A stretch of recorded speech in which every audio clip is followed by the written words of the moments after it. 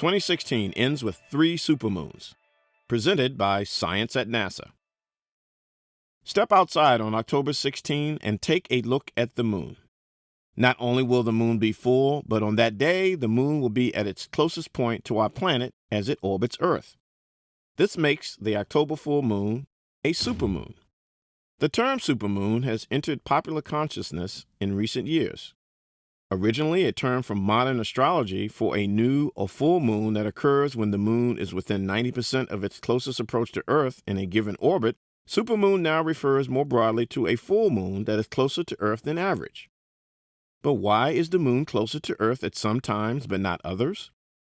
Since the moon's orbit is elliptical, one side, perigee, is about 30,000 miles closer to Earth than the other, apogee.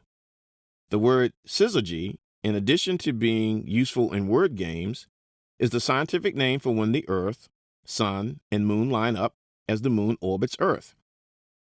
When perigee-syzygy of the Earth-Moon-Sun system occurs, and the Moon is on the opposite side of the Earth from the Sun, we get a perigee moon, or more commonly, a supermoon. This coincidence happens 3 times in 2016. On October 16 and December 14, the moon becomes full on the same day as perigee. On November 14, it becomes full within about 2 hours of perigee, arguably making it an extra supermoon. The full moon of November 14 is not only the closest full moon of 2016, but also the closest full moon to date in the 21st century. The full moon won't come this close to Earth again until November 25, 2034.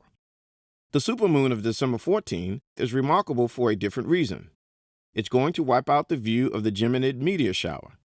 Bright moonlight will reduce the visibility of faint meteors 5 to 10-fold, transforming the usually fantastic Geminids into an astronomical footnote. Skywatchers will be lucky to see a dozen Geminids per hour when the shower peaks. Oh well, at least the moon will be remarkable. How remarkable? A supermoon or perigee full moon can be as much as 14% bigger and 30% brighter than an apogee full moon.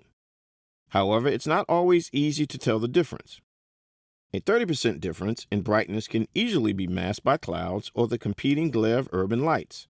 Also, there are no rulers floating in the sky to measure lunar diameters.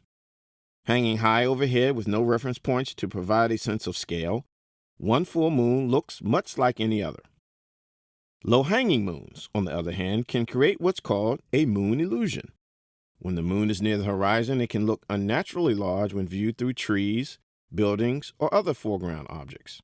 The effect is an optical illusion, but that fact doesn't take away from the experience. A supermoon is undeniably beautiful, and we can multiply that beauty by 3 as 2016 comes to a close. October 16, November 14, and December 14. Mark your calendar and enjoy the supermoon light. For more on beautiful views in the night sky, stay tuned to science.nasa.gov.